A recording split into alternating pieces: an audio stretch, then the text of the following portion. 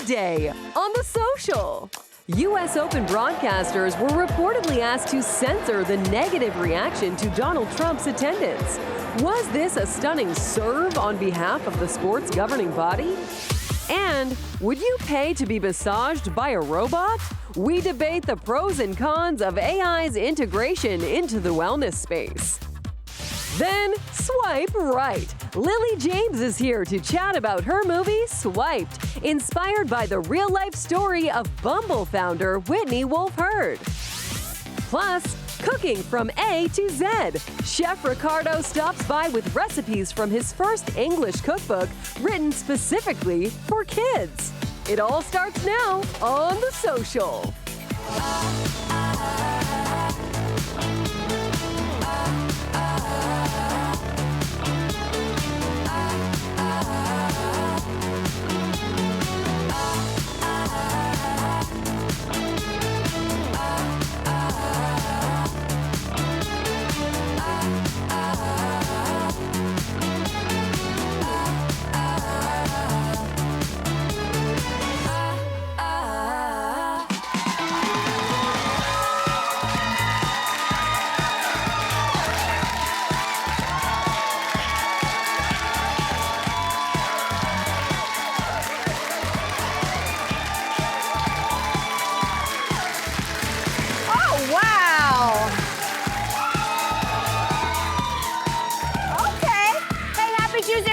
To The Social. It's so fitting that we are welcoming back comedian, television personality, and author Rick Mercer today.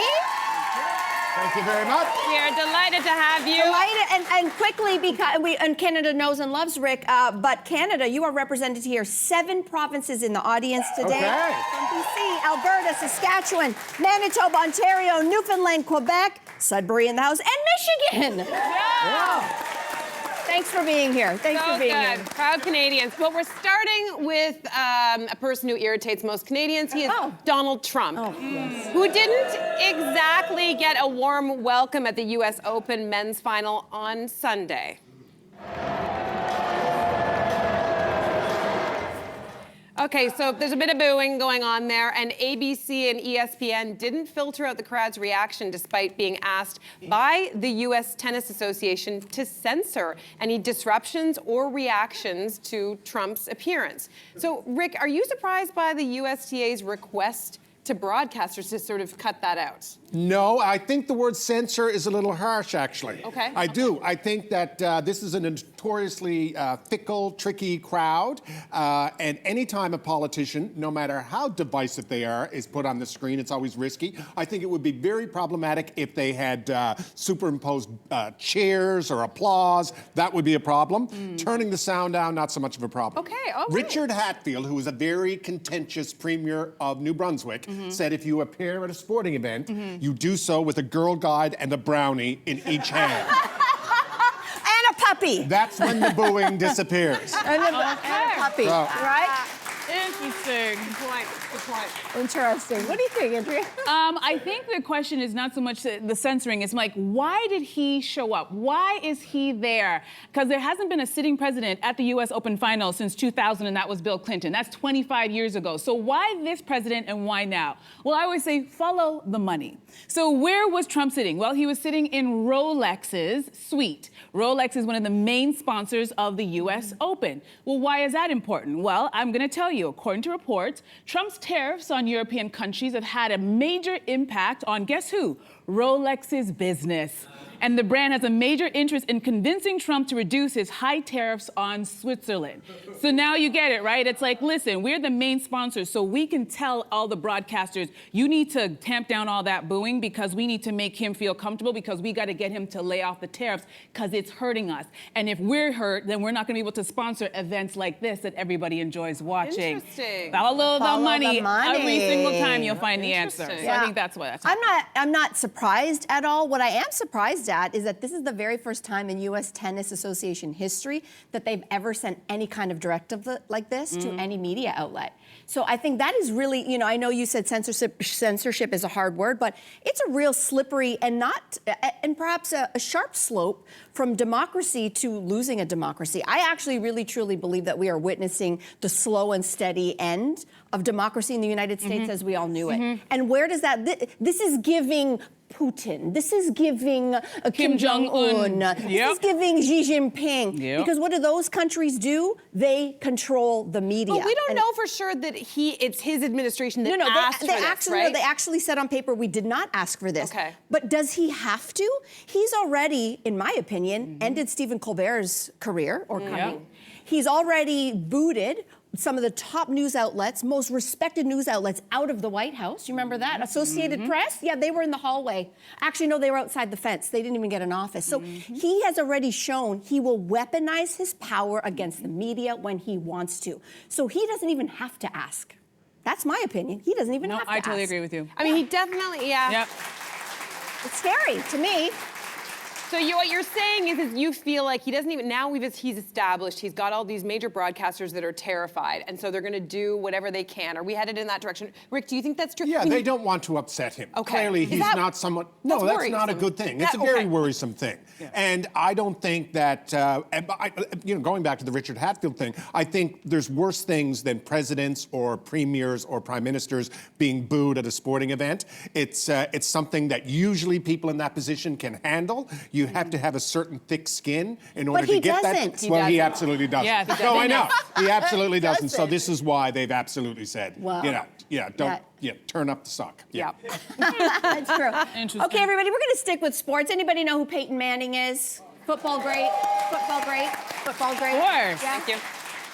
Well, we have discovered he likes to shoot a shot because he aimed really high and tried to book a divine cameo for his show, The Manning Cast. His Holiness Pope Leo the 14th. Yeah, okay? So take a look at what happened. I tried my hardest. Can we show the letter? Look at these two handwritten letters I wrote. I wrote His Holiness himself, and I wrote his executive assistant. Handwritten. I made the effort. Look. These are handwritten letters, and if you're watching, Your Holiness, this is an open invitation. Come on the show anytime. Now, why? Like, why is he trying to lure Pope Leo onto his show? Well, this was after the Minnesota Vikings and Chicago Bears game, and the Pope, if you didn't know, is a huge sports fan who hails from Chicago, hence the Bears. Smart. Okay, Andrea, are you a shoot your shot kind of gal? Of course, shoot your shot every single time, and I applaud those two men. And actually, I'm so glad we're talking about this because I want to take this opportunity to thank you, Rick Mercer, for giving me the confidence. Well, not you specifically, all white men. Okay. And I'll tell you why. Whether they were in school with me or we worked together, I watched the confidence they had. Whether they had the experience or the knowledge or not, they always went and they'd shoot their shot. And while the rest of everybody's like, how come he's over there? I'm like, yeah, but he was shooting his shot, and we didn't because we were so concerned about not being ready or not being the right fit that they did it, and now they're there, and we're all complaining. So now, whenever I think about, well, no, they shouldn't go, no, just think about Rick Mercer. What would Rick Mercer do? Rick Mercer would shoot a shot. Listen, So I would shoot my shot, so I love it. My entire career, I found myself in situations shooting my shot. Like I would say, I famously went skinny dipping with Bob Ray on television when he was running for the leadership of the Liberal Party. What? I had to look at Bob and say, will you get naked and jump in this lake? While he was trying to be prime minister. What? That's shooting your shot. That is. Wow. Who else would That do would not happen today. No. I bet. I love that. And I'm heading out on the road, and I needed someone off the top of the show to announce, you're going to turn off your cell phones and stuff. And I said, there's one person in the world I want to do that. And I shot my shot, and I'm not telling you who it is. You have to come to the show. And you're making my That's point. what you got to do. You're making my point. Wow. Shoot it. The worst thing anyone is ever going to say is No. Or nothing. And What there's a happens when very it's good nothing? chance that this man who became the Pope, that was number two. Number one is he wants to go talk football on American television. That wasn't an option when he was a cardinal or whatever he was 6 minutes ago. You don't know that that's not a bucket bucket list for the Pope. That's true. Why, of course. I just think, yeah, you shoot your shot. You have one of three options, right? You shoot your shot and you get what you want, which sounds like you did with Bob Ray. Or you shoot your shot and they say no, fine. Or you shoot your shot and they just ignore you. And that for me is like a low-key resentment point. It's just like, at least, you know, like, I don't know. That to me is where I get sad. Yeah, You're a shoot your shot kind of person. No, I'm not a shoot my shot kind of person, actually. I'm a firstborn. We are risk averse people. I shoot my shot when I have a guaranteed win. Wait. Yes. Wait. Yes. Okay. In business, I can understand because Yes, as a yes. firstborn, you're cautious. But when it Yes. comes to like, I know you're married, but when it comes to a good-looking man, Oh, no, love is different. Love is different. You're shooting that Very shot. quick story. This show was a shoot my shot. It was 2010, and I said, you know what Canada needs? Canada needs a female Canadian panel-led talk show. And I went up to the fifth floor. I went up to the fifth floor in this building, and I went to the president and said, we need a Canadian female talk show. 3 years later, The Social was born. So there it was. So you do shoot your shot. You do shoot your shot. All right, everybody, up next. Would you trust a robot to give you a massage? The pros and the cons of AI in the wellness space. Is it coming? We'll discuss right after this.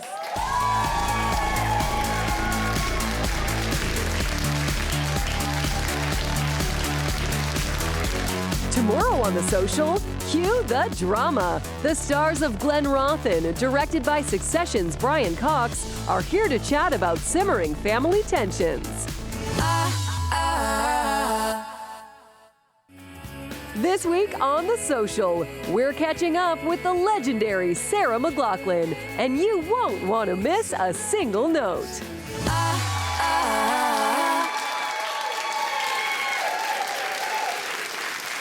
All right, if you've got something to say, connect with us on social media. Be a part of this conversation.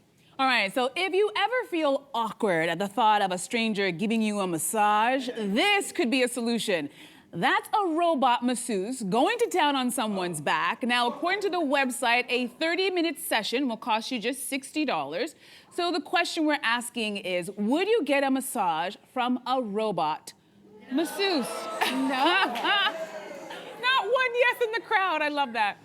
Cindy, what do you think? Listen, I would try almost anything once. Like, I definitely think this isn't that weird. When you think about when you sit down in a chair at a nail salon, you already kind of have a version of this if you put on one of those chairs, right? Okay. This is just like a next level to that. I think the only thing that I maybe don't like about this is that I think we need that kind of skin-to-skin touch, not to sound like a weirdo, but I think you actually, part of the pleasure is not, when you go to get a massage, is not just working out the knots. It's actually that you're getting the oxytocin that you get from like actual skin to skin touch, right? Like, But there are some people who wouldn't want that, right? You're Sure. absolutely right. Yeah. So I say this because a very good friend of mine, her name is Amanda Thebe. She is like a fitness guru, menopause champion. She recently did this, and she had this video that she put up, and I called her right away, and I said, tell me everything about your experience.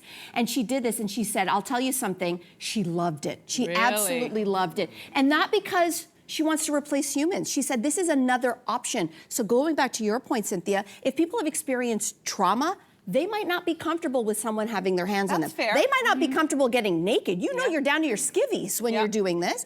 Her son is autistic, and he's got a real issue with this. So with some humans touching him, he said, Mom, I want to do this. Wow. So that's great. Yeah. It's a fraction of the cost. Yep. They don't burn out. They don't need breaks, you know. But they said that in that spa where she did that, the humans were still the busiest. So people are not running to the robots. It's just another option. yeah. Okay, what do you think, Rick? You want to get rode down by a robot?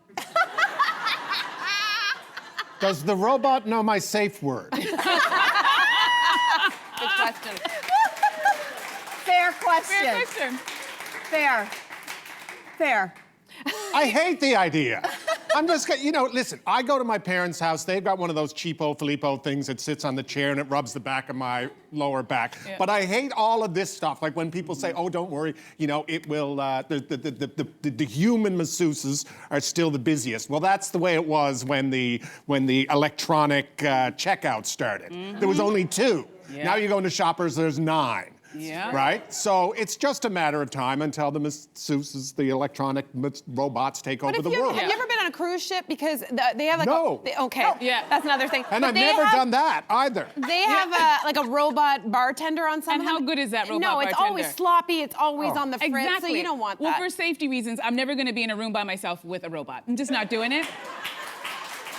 I don't know about you, but that's not relaxing me at all. I'm more stressed out at the thought of that. But I'm thinking about my girlfriend Michelle, who's a registered massage therapist, and she has 3 kids, and she takes care of her mother, and she's a homeowner. And I'm not doing anything that's going to put another human out of work. I'm not just thinking about her, but everybody in her world. And if we get too comfortable with this, we're going to eliminate it. It hasn't started yet, but eventually AI is going to, and technology will get rid of all of these jobs, and we have to wake up and pay attention. So I will continue to have lots of awkward conversations with my face down with the masseuse, because I appreciate and want everybody to keep their jobs. Well, Rick, we love you for the laughs, and you're about to kick off on a coast-to-coast comedy tour. Yes. Yeah. Country called Stand Up for Canada. And you would describe the show as a night of laughter where you'll bring, quote, bring Canadians together. And you also say you'll do that with your unapologetically Canadian comedy at a time when the country needs it most. Give us a little snippet. Well, you know, my act hasn't changed. For my entire career, I've chosen a line that's all about celebrating the country, celebrating what's great about the country, going to one part of the country, talking about another part of the country. I believe that humor can, bring us together in ways that almost no other art form can. Using the term art form, a bit of a stretch, granted. But anyway, I just think the time is now for a tour like this. And it's right across the country, from Victoria to St. John's. It's myself and 3 other incredible stand-ups at the top of their game. It's just going to be a great night. And like I say, it's a celebration of Canada. It's not about, when we say stand up for Canada, it's not about dunking on the States. They're taking care of that themselves. This is about celebrating Canada, and that's what it's all about. They certainly are. Well, Yeah. Rick, thank you so much. Good luck on the tour. Thanks for being here. Okay, Rick Mercer's Stand Up for Canada comedy tour kicks off this Thursday. Hey, Saskatoon, he's starting in your backyard. 21 cities nationwide. You can find tickets at admitone.com. It's up on the screen right now. Let's take a break. And then after that, Lily James is here dishing on the new docudrama, Slid, inspired by the story of Bumble founder Whitney Wolfe Herd. We'll be back right after this.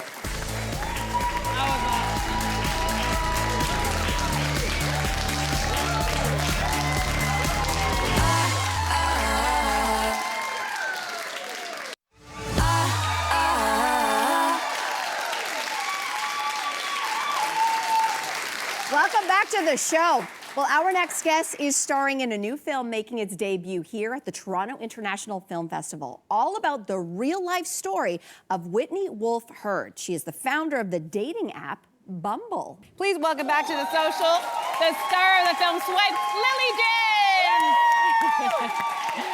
First of all, it is so good to have you on our sofa. Thank you so much for being here. And as we just mentioned, you are playing the founder of Bumble, Whitney Wolfe Herd. But her journey with online dating started before she founded that company. And in fact, the Wall Street Journal actually credits her with helping build the modern dating industrial complex.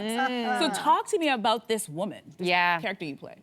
Well, our film tracks Whitney as she leaves college. She is so young, and she kind of breaks into the male-dominated tech space, and she's a part of not one, but 2 of these huge dating apps that explode onto the scene.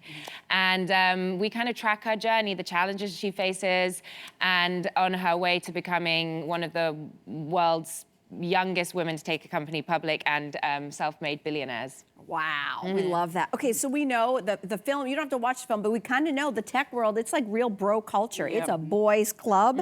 And when the female colleague in the film asks your character why during her climb up the corporate ladder when she was over at Tinder, she didn't turn around and help the other women around her. I mean, it's a big question to ask you who's playing this character, but do we have a collective responsibility to ensure that if we have a seat at the table as a woman, that we're trying to bring other women Yeah. to the table. The problem is if there's only one seat, you feel like you got to hold it, you got to protect it. And if you're ambitious, you know, and it's not fair that that pressure's put on us, there needs to be more seats at the table.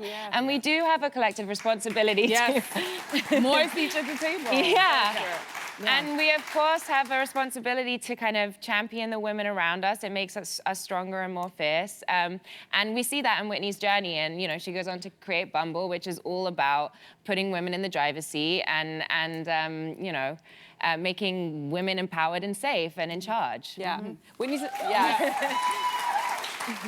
Whitney's an amazing woman. She's been on our show before and talking about Bumble. And so the Bumble app famously put power, as you mentioned, into the hands of women for the first time. Can you talk about how much of an impact that had on transforming the way women date? Yeah. Well, it was really revolutionary at the time. I mean, these dating apps, as you see, she's kind of figuring out like how they work, and these apps are like rocket ships. This tech goes so fast, and she decides through what she experiences, her very own personal experiences, how do I re-engineer dating? Like, how do I put women first? And you watch through our film, you know, I did so much research learning about her and her achievements and her legacy, and we just really wanted to tell her story, dramatize it, bring it to the screen, and explore all these really important themes that are in this story. And I want to touch on something. You just mentioned that you do a lot of research for your roles, and of course you're a very serious actress. And I'm wondering, when you're playing a person who, you know, developed an app for swiping left and right on dating apps, I'm just wondering in your research if you did any swiping of your own, just to kind of immerse yourself in the character. In my research. In your research. I stole my girlfriend's phone and spent a long time on her Bumble swiping for her. And and what did you think? I'm so glad you said. What was that experience like for you? Well, you know, as I was researching for this character, for playing our version of Whitney, I had to really get a grip with the app and you know, interact with it and see how it works. And I had a lot of fun. And my brother met his wife on an app. Our producer who'd been developing this film for 7 years, Jen Gibgut, she met her partner on Bumble. And there's so many stories you start realizing there's just like, these dating apps have changed so many people's lives and made so many matches. And I'm just curious, did you answer those guys on the dating app as Lily or as your friend? Were you like, this is Lily and you're not good enough for my best friend? Or were you like... I was giving all my good chat and all my jokes, Love that. Well, we were talking about artificial intelligence just in our last segment. So let's talk about that in terms of dating, because Whitney says that artificial intelligence will know how to pick a match for us better than we would ourselves. We're already in the realm of like our avatars dating other avatars, almost like a vetting process before we ever get involved. But anyway, do you believe that that could actually be? I'm really interested in this whole next chapter with what's going to happen with AI. And I read the Wall Street Journal piece where Whitney was talking about using AI in matching and on Bumble. I mean, it's interesting. I was just thinking of the last film I was here with the Toronto Film Festival was What's Love Got to Do With It? And that was looking at arranged marriages and how your parents can pick a better match for you. So I guess maybe this is just an extension of that. I mean, it's unknown territory, but we'll see. It'll be interesting for sure. Yeah. So Lily, not only were you acting and performing in this film, you also were a producer on the film. So what? In the driver's seat. Right? Yes. Yeah. Talk about what that experience was like for you. It has been a really incredible experience. I really wanted to have agency in this storytelling, considering who I was playing, this great entrepreneur, and I loved. It's been such a huge learning curve. I have loved being a part of this story from start to finish and the edit and really weaving the story together. And I feel really, it was really very meaningful in my life. And simultaneously, I was building my production company, Parados Productions. So there was a lot about it that felt kismet. Nice. Well, we want to thank you so much for stopping by. I know you're very busy, but thank you so much and congratulations on the film. Thank you. And all of the hard work that you put into it. The premiere is tonight at the Toronto International Film Festival. Be sure to check it out at Hulu original film Swiped from 20th Century Studios, premiering September 19th, exclusively on Disney+. And don't go anywhere, Chef Ricardo is here next. You don't want to miss it. That was awesome.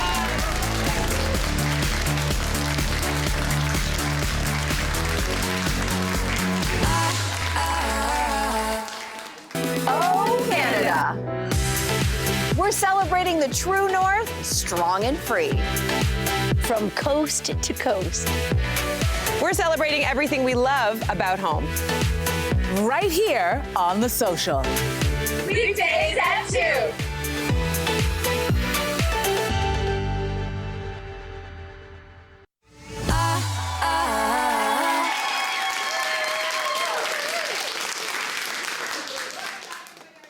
Is a TV personality, a best-selling cookbook author, a father of 3, brand new grandfather, and one of the most charming chefs we have ever had on this show. His latest book, My First Recipe Book, is sure to inspire budding chefs everywhere, and he's here to tell us all about it. Please welcome back to the show, the one and only Ricardo. Hi there. Thank you so much. Thank you. Welcome back. Welcome back. Thank you. Listen, I can't believe you've had so many cookbooks, but is it true that this is your first English one written just for kids. young people? Yes. So why did you want to reach out to the kids and teens? It's tough because you know everything you'll write or organize will influence someone for the rest of his life because it's the first cookbook you have. So you want to make sure that you were talking about that earlier, the self-esteem, the confidence. I want to boost these little boys and girls that are just starting to emerge, and sometimes you need this little kick, the eyes of your parents, bright and shining, looking at what you did and say, you did that? Yes, I did that. Love that. Actually, you know what? Something new we've started in our household is I get my son Jaya, who's 12, to pull out a cookbook and pick out a recipe, and we'll try to do one once a week, which is a really great You're exercise. very bold. I know, right? It's good. So talk about, this is a great idea for the kids directly. So how did you make this book really fun for kids to explore? Well, first I said we have to listen to them. It's like we were building schools, nobody talks to them. We're doing things, I says, it's a book for them. So I've invited in my test kitchen hundreds of kids in batches with their parents. We're talking, looking to realize, and then we did a survey across the country.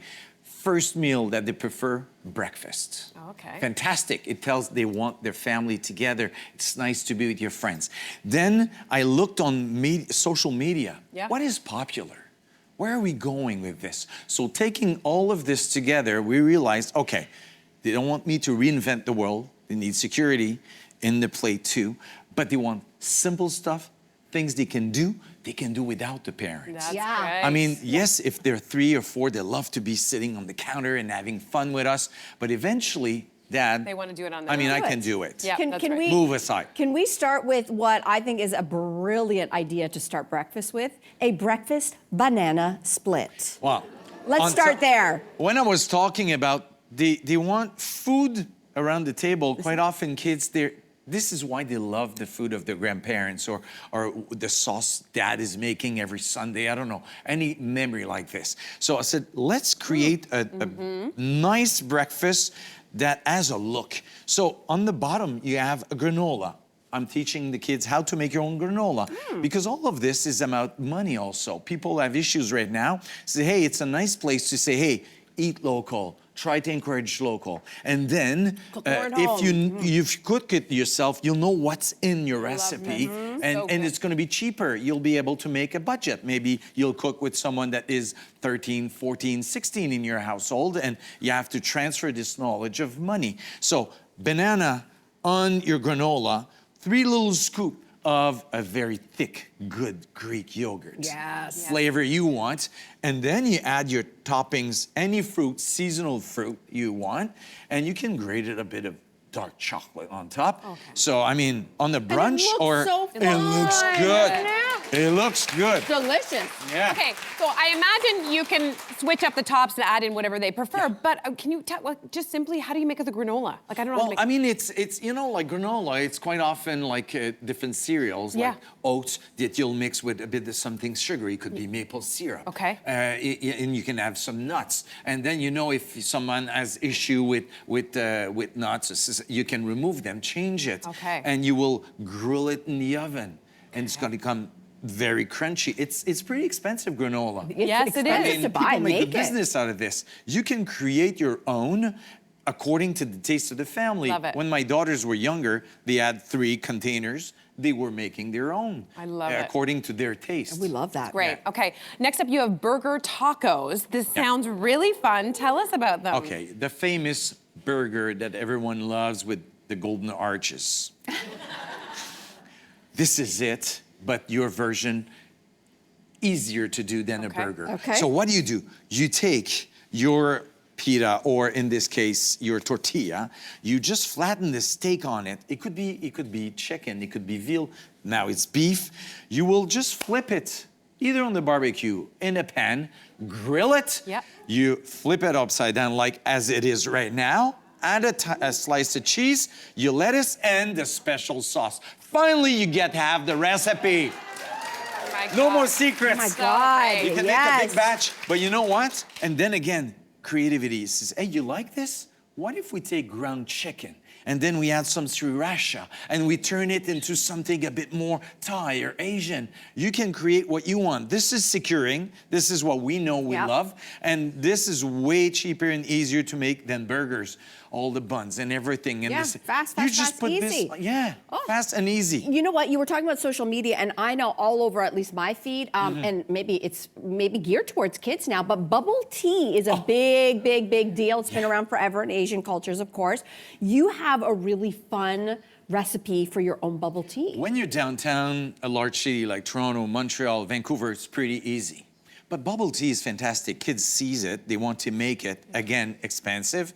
So I said, let's make it. What is it? This one is a part of tea, a part of milk, strawberries that you crush for texture. A bubble tea, it's all about textures. Oh, I love the look of your face. So it's textures. So you have like tapioca, little beads there. So you can good. buy in grocery store now, like in the Asian, department.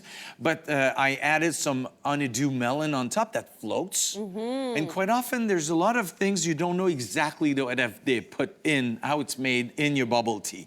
But now you can make it on your own and change the flavors. This ain't lasting very long. No, let me tell you. no. Now, if you, I don't care how old you are. But drinks are kids love drinks, so all types of What if fruit. they don't like green tea? Green tea can be a flavor for kids that they're like, meh. What would you replace it with? Well, it's called bubble tea. So if you don't want tea, you can make it the same thing with just milk if you want. Or you can make something that chamomile or any like herbal tea.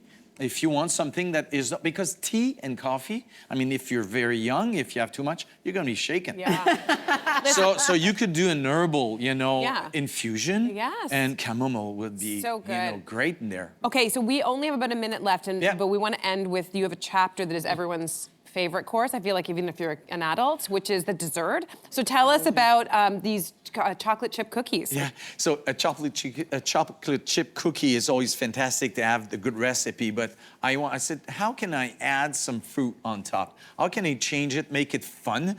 I said, even like parents were telling me sometimes they're stressed by making the birthday cake. I says, what if it's a cookie birthday party where you make the cookies, you add your chocolate dip, it could be something store-bought or you just melt chocolate, and then you have fruit to your taste. So it's a cookie bar.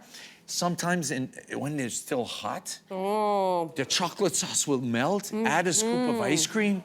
Why go to the restaurant when you have this at home? It's fantastic. And if there's any leftover cookies, put some ice cream in the middle. Oh my God. Best ice cream sandwich ever. And even with fruit inside, in your sandwich, ice cream sandwich. The ice cream sandwich is not even in book. You made it there. It would show you can do whatever you want. Put on whatever you want. You know what, Ricardo? This is why we keep inviting you back. You're so good. But it's important. It boosts.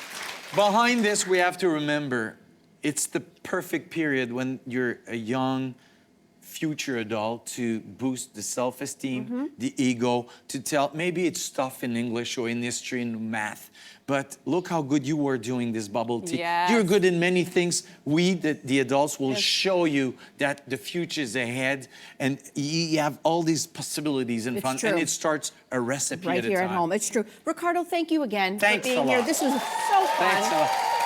My first recipe book is available now. And studio audience, some good news. You're going home with the recipe book today. Yes. All right, everybody. After the break, our new music series called Tuned In right after this. We'll be back. Oh, come on.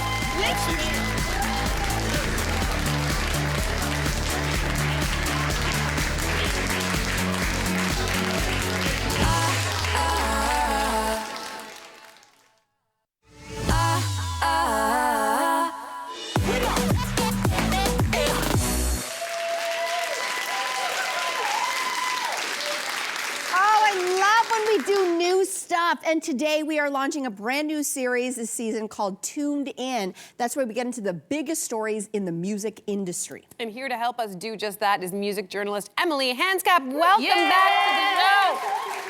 All right, lovely, let's dive in because Lizzo recently made some very controversial comments about the music industry. She said the song of the summer is dead, and that's because the music industry is in a shambles. Big words. So what is she talking about? Yeah, so if you just, I'm gonna name a few songs this summer for you. Old Town Road by Nas X, Call Me Maybe, Carly Rae Jepsen, Go Back in Time, I the Tiger, Survivor. These are all songs that take you back to a certain time when there was a collective gathering around the song. Yeah. What Lizzo is saying is that now in the age of algorithms, we're being fragmented to a point that we don't collect around a song anymore. I could probably pull everyone in the studio. You all have your song in the summer. The difference is that today, they'd be different. So we're lamenting here the lack of cultural consensus as a result of these streaming fragmentations. So maybe you don't miss it. I personally miss having a song that takes me back to a summer. We don't have that anymore. I agree. I do. Okay, so is there any one kind of definitive song of the summer that you maybe could say? If we want to be as objective as we can, Billboard since 2010 has been doing these rankings of songs of the summer that they tabulate over the period of 14 weeks. But let's take a look. Number 1 is Ordinary by Alex Cameron, who's a YouTuber and artist. Then we have not 1, not 2, but 3 songs by Morgan Wallen. And then a song by Kendrick and SZA called Luther. I don't know about you guys. These haven't defined my summer. No. But to give you some context, this is cumulative over the span of 14 weeks. So we don't really have a great representation anymore of what we are all actually collectively listening to. For me, it ain't Morgan Wallen. No disrespect. Yeah, no, me either. Sabrina's not up there? No, I know. Bad Bunny's not up there? I know. Okay. Okay, but here's who everybody talks about in the music industry is Taylor Swift. She made a little bit of news recently. Life of a Showgirl is coming out, her brand new album coming out soon. She also announced, which was really interesting when she launched the album, she showed us on the podcast with a vinyl, and she's now announcing all of these releases in Targets across America, 500 stores, vinyl versions, different colored vinyl versions. Also, she's going to be at Target stores, I think October 30th. They're going to be releasing CD packages. First of all, since when? Who has a CD player anymore? So, okay, vinyl, CD. Why do we need to tune into this story? I'm sure that we've all seen so many headlines of artists of variants. The vinyls are different colors. The artwork's different. Taylor's known for this. I mean, Tortured Poets Department had over 30 variants. Look at this. It's just a few of them. Wow. And she's not the only one, though. Rolling Stones, their last album, 2023, about 43 variants there. Sabrina Carpenter just launched My Man's Best Friend. That was a controversial cover, right? Yep. A few days later, she launches a few more versions, some safer artwork. So why does this matter? Well, deluxe albums have always been a thing, but now artists are almost pushing it to an extreme. If we have devaluation of music on one side, the polar opposite is buy 30 versions of this album. So now you have artists like Billie Eilish who are saying this is wasteful, this is not sustainable for the industry, fans who are saying, you're taking advantage of my goodwill, do I have to buy 30 versions of your album?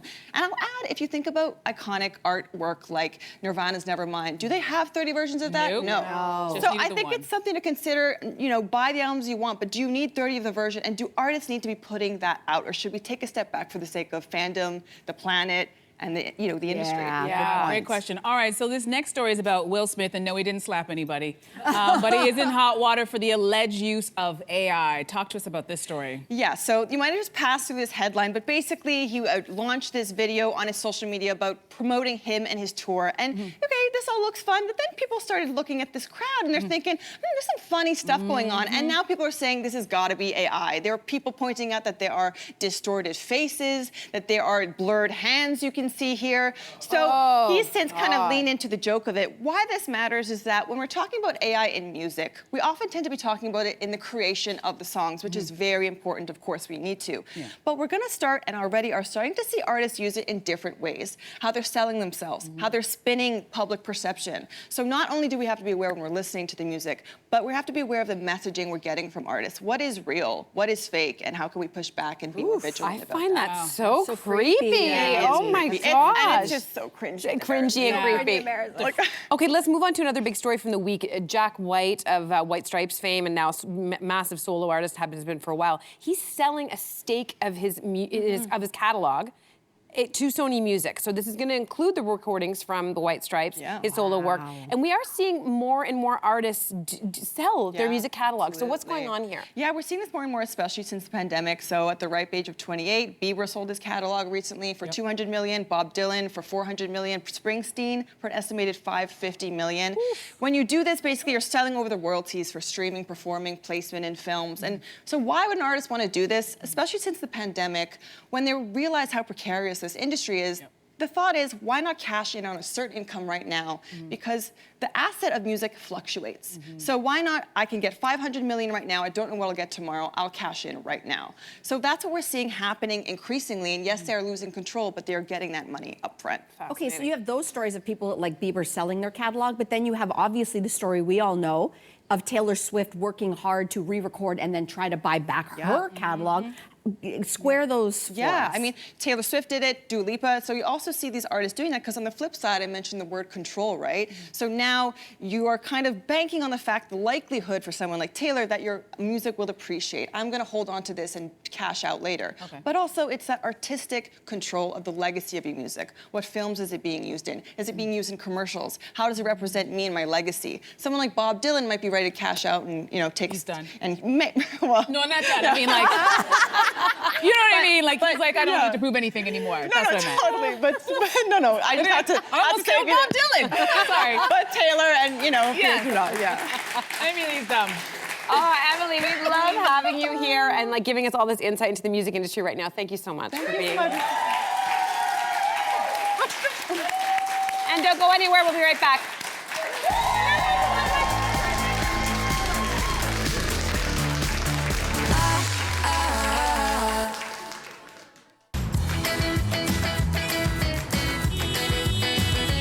Extra! The Social now streaming on Crave.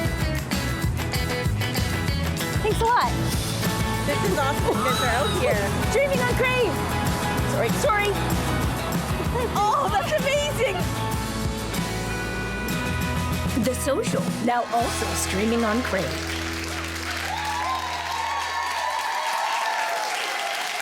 All right, tomorrow on The Social, renowned Vancouver chef Vikram Vij is back with recipes from his new cookbook. We're so lucky we get to eat on this show, ladies. The best food. Also, the cast of Glen Rothen, which is a family drama directed by Succession star Brian Cox. The cast will join us live in studio. All right, everybody, don't forget, we are on Crave, we are on YouTube, we've got our podcast on the iHeartRadio app, and so much more, so you can always get us. The show ends now, but it does not end when the show is over. Did you all have a good time? Yes! We said off the top, ladies, 7 provinces, 1 state, and Scotland also in the house today. So thank you all for being here, as always. Join us if you're ever live in Toronto. We would love to see you. We'll see you same time, same place tomorrow. Take care. Bye-bye.